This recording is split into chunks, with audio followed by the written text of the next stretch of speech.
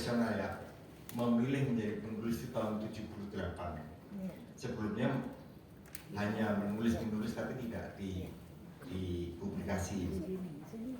Dan saya bersuhu pada Mas Adri Darmaji tahun 78 menulis puisi dari buku dia yang Boneka Mainan, kalau nggak salah saya simpan. Kalau menurut saya masuk dalam dunia kepenulisan itu masuk dalam dunia populer, bukan sastrawan ya dulu. Tapi saya tidak peduli. Saya menulis hampir di semua media di nasional Jakarta ya. Saya cerita pendek, cerita bersambung, kemudian puisi ya. Tapi selalu diletakkan saya sebagai penulis populer, ya tidak apa-apa juga. Sehingga saya bisa kenalan dengan artis, dengan pemusik ya, sehingga saya lebih mudah bergaul dengan mereka dibanding dengan sastrawan. Saya kira itu ya. Kemudian saya juga punya kesadaran bahwa menjadi penulis itu adalah menjadi orang yang secara fisik tidak dikenal. Nah, saya merasa senang itu. Saya menulis si judul anak sekolahan ya, Mas Windo itu dulu. Kamu tuh harus muncul lah, gini gitu. Saya bilang enggak. Saya menulis skenario judul anak sekolahan sampai 75. Saya tidak pernah diwawancarai. Dan bukan tidak pernah, memang saya enggak menolak untuk diwawancarai.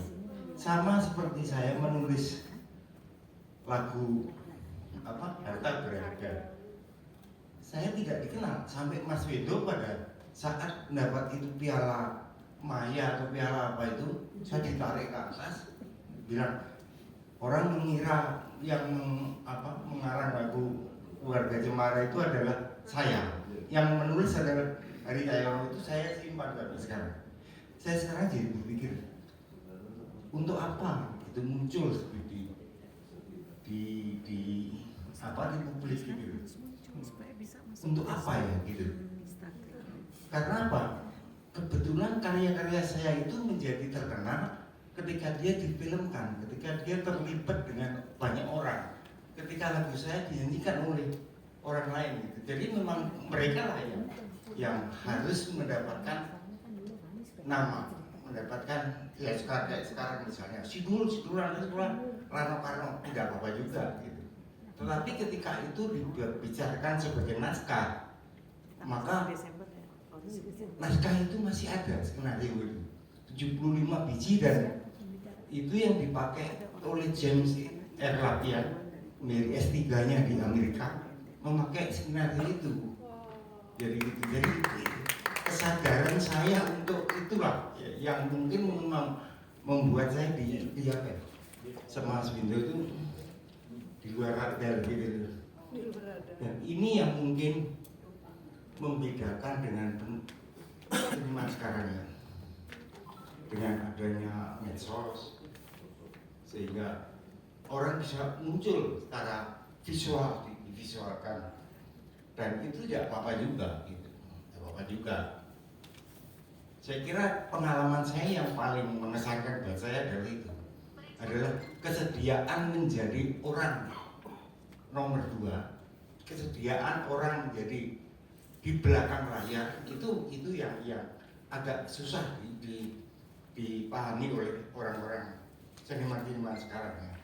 Seniman yang kepingin muncul dan tidak apa-apa juga, tapi itu jauh lebih mudah sekarang ini dibanding dengan pada masa saya. Dulu ada pengarang pop yang terkenal Eddy Iskandar dan Teguh Reza, tidak terlalu tidak terlalu terekspos juga kan. Hanya kita bersahabat aja sebagai sahabat dia. Tapi ketika naskah itu dibicarakan, barulah kita